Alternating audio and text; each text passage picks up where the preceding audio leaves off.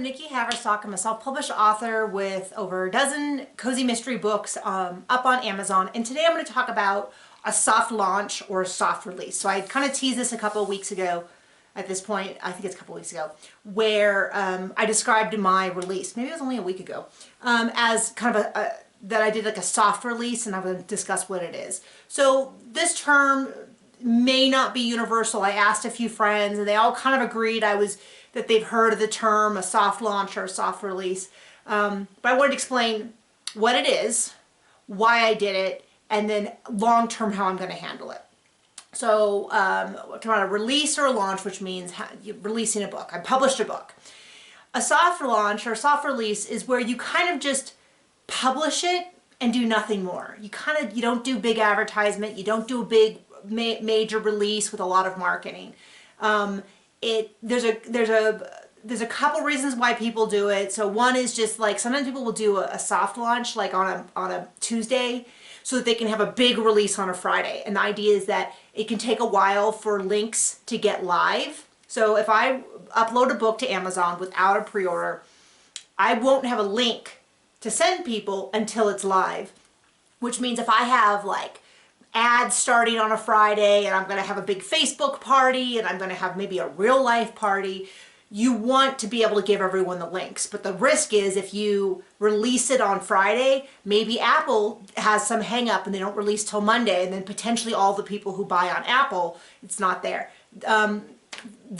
Normally I would say Amazon's within 8 or so hours. They tell you it can be up to 72, but I've never had that happen until recently. I set a pre-order and it took well over 24 hours, and that's the longest it had ever taken. So a lot of people will do sort of a pre-launch. They're real quiet about it. They'll still get sales because if you are like a follower on Amazon, you might know if Amazon just kind of knows you always buy this author's book, they might mention it or something like that. But I just did a soft release in general, which means I did have a pre-order. I mentioned it to my newsletter, which is right now is about 8,000 people. It's relatively tight. I send an email every single week. I've been dumping a lot of people just over time. People move on to other genres. They're not as interested in reading anymore. They have different tastes, or just maybe they didn't open your email enough, and eventually their email provider was like, oh, they must not like this. They drop it into spam. They will never see it again. So you kind of clean out those people. I can do a whole video on that if you're interested. But anyway, I got the link up a week early, sent it to my newsletter, on the day that it actually released. I did post on my Facebook, but it's like my personal Facebook and my whatever, but that's it. And so I spent $0 on promoting. So that's considered kind of a soft release. Now, why did I do that? Why didn't I go all out? This is an anticipated book. It's the 6th in my series. Why did I make a bigger deal of it? Well, a couple things. The biggest is the timing. So I released it on November 23rd, which is, excuse me, was the week of Thanksgiving. You know what people are not doing on Thanksgiving? They're not sitting down and being like, oh, I'm so bored, I have nothing to do, I'm going to read a book. People are anxiously, planning their Thanksgiving. For a lot of people this year, because of the pandemic, I know everyone's sick of talking about, but it does affect our business decisions, so I mentioned it.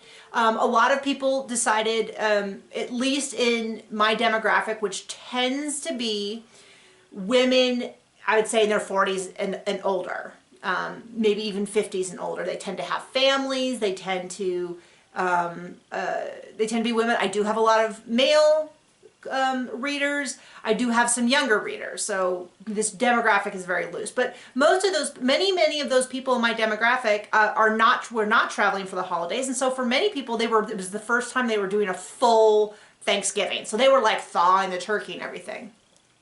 Additionally, in the US, which is also where most of my readers are from, the election was not done. I was hoping, I was hoping it would kind of be settled, but it's still kind of not settled in terms of it hasn't. And what I mean by that is it hasn't stopped being a leading story. People are still reading all the news regarding the US election. They're still reading all the news regarding the pandemic and close downs and stuff like that. Additionally, even in a non-pandemic, non-election year in the US, fall is never my best time. So normally we see a slight uptick, I do at least, when kids go back to school, and then it gradually sinks until literally December 25th, where there's a sudden big jump, and then we're good until about spring, and then it starts to edge off. Now that is for my demographic. My demographic tends to buy ebooks for themselves. So do you know what people aren't doing in the fall as they approach Christmas? Buying a lot of things for themselves. They're incredibly busy with holidays. You know, first they have getting the kids ready for Halloween, and then they've got to plan Thanksgiving, and then they've got to buy gifts, and you know, that all gets meshed up together. And so you tend to see reading drop. Now, you might say, but I read all the time. Yeah, but it doesn't take much. If you're reading, say, 10% slower, that's a 10% drop in book sales because it's taking you longer to get through books. If 1 in 10 people stop reading right now and they just go, oh, I'll deal with it later, now you're at 20%. So it doesn't take a lot to really see a noticeable difference in sales, at least for me. So fall, I've been published for 5 falls now, and it happens every single fall. And so it ended up being that the ROI on any ads, any promos, anything I do just does not come back to me this time of year. So I would rather do it in January. And I mean literally December 25th, because what happens is, oh, mom loves to read. Let's get her a Nook or an Amazon or iTunes or whatever gift card. So literally the kids open up their gifts. Mom or dad or grandpa or whoever sit back and go, everyone's so happy. And then they grab their Kindle and they go, well, I might as well, you know, redeem this gift card. And they start buying. And literally I'll see a jump on the 25th, and then it'll kind of keep going up through New Year's. So my thought was, why bother doing a big, huge release and spending a bunch of money when it's just I'm not gonna get the return on investment that I would get in, say, January. Why not just wait till January?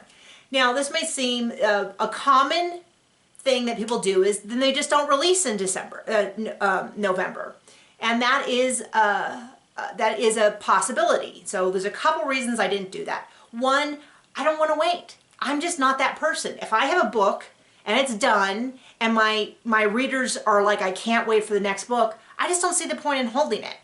Okay.